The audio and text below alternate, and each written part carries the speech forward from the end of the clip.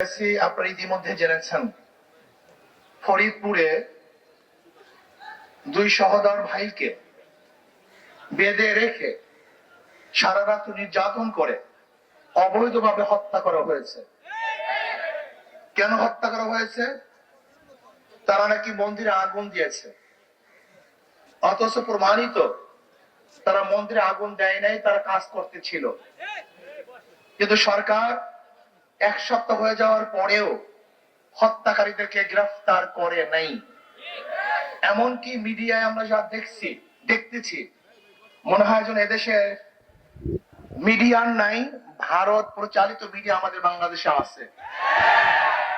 সব জায়গায় তো ভারত, কে এমপি হবে, কে মিনিস্টার হবে, কার চাকরির পদোন্নতি কখন হবে, কোন জায়গায় হবে, এ তো আমাদের দেশ নির্ধারণ করে না। এমনকি আপনারা জানেন আমাদের নৌবন্দরগুলি কি অবস্থায় আছে অনেকেই জানেন না।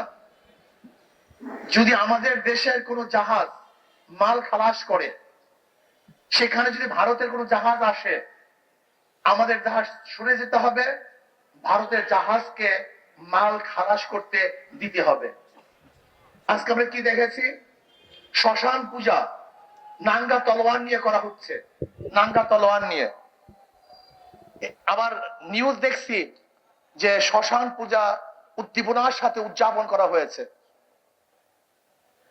বিবিসি নিউজও করছে দেখলাম, এবং অনেক নিউজে দেখছি।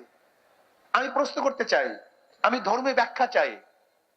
শ্মশান পূজা তলোয়ার নিয়ে করা হয়, এর ধর্মীয় ব্যাখ্যা আমরা চাই।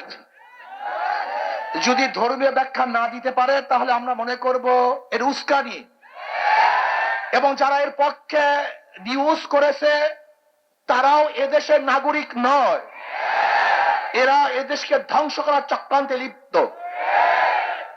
মন্দিরে যারা আগুন দিয়েছে, আপনিও তদন্ত ভিত্তিক তাদেরকে বিচার করেন, আমরা এটাও দাবি করছি। আর যারা অবৈধভাবে দুইজন শ্রমিককে হত্যা করেছে, বাংলার জমিয়ে তাদের বিচার করতে হবে। আজকে আওয়ামী লীগ সরকার ক্ষমতার বিনিময় বাংলাদেশের মুসলমানদেরকে মুদির কাছে গোলাম হিসেবে বিক্রি করে দিয়েছে। এদেশের মুসলমান স্বাধীন নয়, সমস্ত মুসলমান বিক্রি হয়ে গেছে। তাদের গলার মধ্যে গোলামের জিঞ্জির লাগিয়ে দেওয়া হয়েছে। আজকে ঢাকা ইউনিভার্সিটি নওয়াব সলিমুল্লাহ ডানকিট ইউনিভার্সিটি মুসলমানদের জন্য ইউনিভার্সিটি করা হয়েছিল। সেখানে মুসলমানরা নামাজ পড়তে পারবে না, ইফতার করতে পারবে না, সেখানে পূজা চলবে, মঙ্গল শুভ যাত্রা চলবে। এটা বাংলাদেশের মানুষ মানতে পারে না, মানবে না ইনশাআল্লাহ। আজকে কি দেখেছি? হিন্দু পণ্ডিতরা বক্তব্য দিচ্ছে যে 20-30টা তলোয়ার নিয়ে, 100 তলোয়ার নিয়ে যদি দাঁড়িয়ে যাওয়া হয়। শোনেন বক্তব্য, কেন? এর কারণটা কোথায়? বাংলাদেশ কখনো কোনো অবস্থাতেই সাম্প্রদায়িক সৌহার্দ্যতা বিনষ্ট হয় নাই, আমরা হতে দিতে পারি না। আজকে ভারতে নির্বাচন চলছে, সব মুদির কারসাজি। আমি মনে করি এটা সব ইসকনের কারসাজি। এদেশের সাম্প্রদায়িক দাঙ্গার ভিত্তিতে ওই দেশে তারা ভোট ক্যারি করার এইটার ষড়যন্ত্র আওতায় নিয়ে আসছে। সব জায়গায় আপনি যান মিডিয়ায়, সেখানে বসা। আপনি যান প্রাইম মিনিস্টারের কার্যালয়, সেখানে বসা। আপনি যান সব জায়গায়, সেখানে সব তাহলে কেন এই দেশটাকে স্বাধীন করেছিলাম? আমরা স্বাধীনভাবে থাকতে চাই, গোলাম হিসেবে থাকতে চাই না, গোলাম হিসেবে আসতে চাই না। বাঁচবো তো বাঘের মতো একদিন বাঁচবো, শিয়ালের মতো 1000 বছর বাঁচতে চাই না। যদি সরকার আগামী বুধবারের মধ্যে সরকার যদি দোষীদেরকে গ্রেফতার করতে ব্যর্থ হয়, তাহলে বাংলাদেশের জনগণ ঐক্যবদ্ধ ভাবে এমন আন্দোলন করবে, এমন কর্মসূচি দিবে, যে কর্মসূচি ফিরাবার ক্ষমতা সরকার রাখে না, মুদির দালাল রাখে না। আমি মনে করি এই সরকার জনগণের সরকার নয়। বর্তমান সরকার, আওয়ামী লীগ সরকার, মুদি কর্তৃক নিয়োজিত সরকার। কাজে মুদি কর্তৃক নিয়োজিত সরকার বাংলাদেশের জনগণ দেখতে চায় না, দেখবে না ইনশাআল্লাহ। আজকে শিক্ষার ব্যবস্থার অবস্থা দেখেন, কালকে রাত্রে দেখলাম সেখানে বিভিন্ন পূজা আশ্রয়ের কথা নিয়ে আসা হয়েছে। আজকে আমাদের কোমলমতি বাচ্চাদেরকে ড্যান্স গান শিক্ষা দেওয়ার সম্পূর্ণ ব্যবস্থা করা হয়েছে।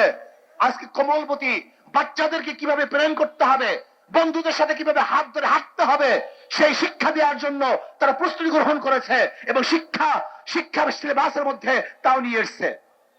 কি চলতেছে? এইভাবে দেশ চলতে পারে না। আজকে আপনি দেখেছেন যে খাগড়াছড়িতে মৈত্রী সেতুর নামে ভারতের সাথে বিশাল সেতু করা হয়েছে। আজকে বিবাড়িয়ার থেকে বিশাল রোড ভারতকে দেওয়া হয়েছে। তার মানিটা এরকম মনে হয় যেন অচিরি ভারত এদেশ কন্ট্রোল করবে, এদেশ শাসন করবে, সেই পূর্ব প্রস্তুতি চলতেছে। আমি বলবো আওয়ামী লীগ সরকার, আপনি ক্ষমতার জন্য গোলামি করতে পারেন, কিন্তু বাংলাদেশের জনগণ কোন অবস্থাতেই ভারতের গোলামি করবে না, করতে পারে না ইনশাআল্লাহ।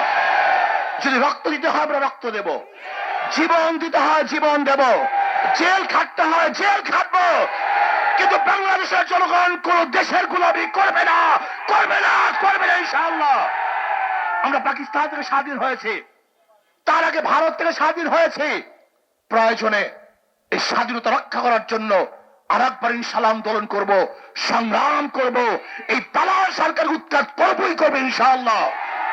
কাজী যদি আগামী বুধবারের মধ্যে দোষীদেরকে গ্রেফতার করতে সরকার ব্যর্থ হয়, আগামী শুক্রবার বাংলাদেশের প্রত্যেকটা জেলায় এবং প্রত্যেকটা মহানগরী ইসলামী আন্দোলন বাংলাদেশ জনগণকে সাথে নিয়ে বিক্ষোভ মিছিল প্রদর্শন করবে ইনশাআল্লাহ।